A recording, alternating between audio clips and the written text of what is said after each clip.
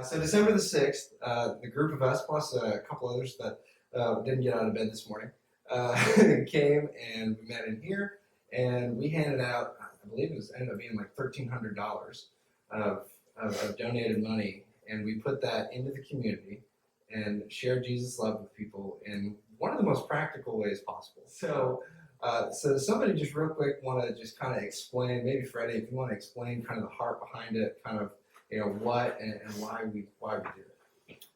Well, we did it just like you said, to show the love of Jesus. I mean, this was something that actually Sherry and I had a vision about a long time ago, and it just was able to come together with your help and the rest of the church's help. And we just wanted to go out and just basically just give people stuff. There's a saying from a gentleman by the name of Bunyan, John Bunyan, I think is his name. And he says, you haven't lived today until you've done something for someone that could never pay you back. And that's just kind of what we did. We went out in 3 different ways. We went 3 different places. We went to the Kroger grocery store down at Towers, the Kroger gas station down at Towers, and the laundromat, whose name is escaping right now, but down in Franklin, Wanju. But you guys were at the grocery store, and Patsy and Nevaeh was with you too, right? Yeah. So you guys want to talk a little about what was one thing you were a little concerned about before you went out? Was there anything that made you like nervous, like I don't want to talk to people? It wasn't nervous for me. I don't have a problem talking to anybody. Everybody's entitled to my opinion.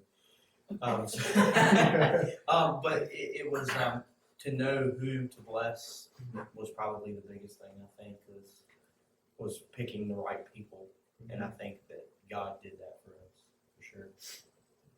I don't really like to talk to people that often, especially in that kind of a random, quick setting. However, I did find it much easier than normal. I thought it was phenomenal. I sort of scouted around the store to try to get a handle of somebody that I thought might really need the blessing, and God led us to who to bless. One lady in particular, I think, was probably a grandma that had 2 kids, and she'd been having a tough time with those kids all the way through the store. She got to the checkout, and I paid for their stuff, and she just grabbed me in tears and just hugged me. And then I had a couple that, the first guy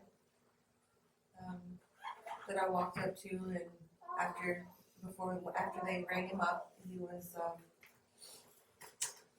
getting ready to pay and pull out his card, and I said, "I just hold on a second. I wanna help you out here." And he was just astonished that we were there doing this, and actually ended up chasing me down and come give me a hug.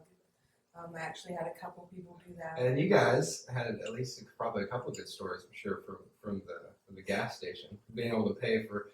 We had a bunch of $20 gas cards down at the Kroger gas station at Towers, and you were able to do that. You guys want to share a couple stories about what you saw down there? And it's funny the looks you get, because people are like, "Oh Lord, what do they want now?"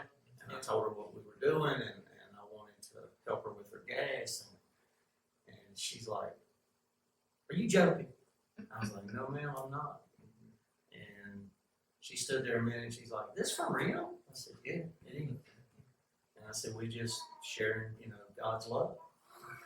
And she hugged me and cried, and I was watching this girl in line, and she was counting out cash.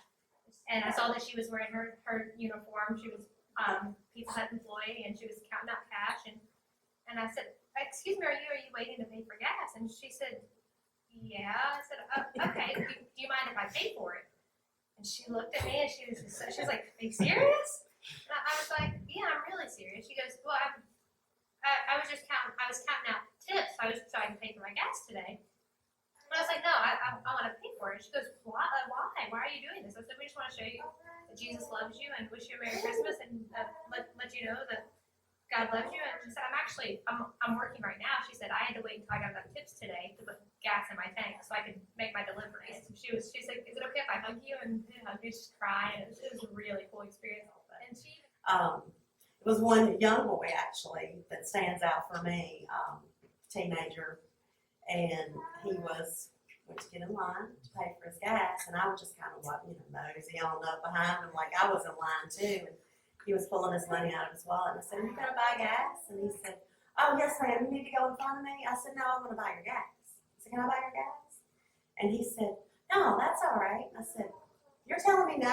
You don't want to let me pay for your gas?" And I explained, I said, we're from Penn Forest, and we're just blessing people today, and just letting everybody know that Jesus loves you, and his little mouth just dropped. What's the one reason that you would say you have to be involved in this? I would just say, just do it. You will not be sorry. Just do it. Whether it be monetary, whether it be doing something around their house, whether it be, there's just so many different options, and not all of them even need to include money. But it's a big life-changing thing.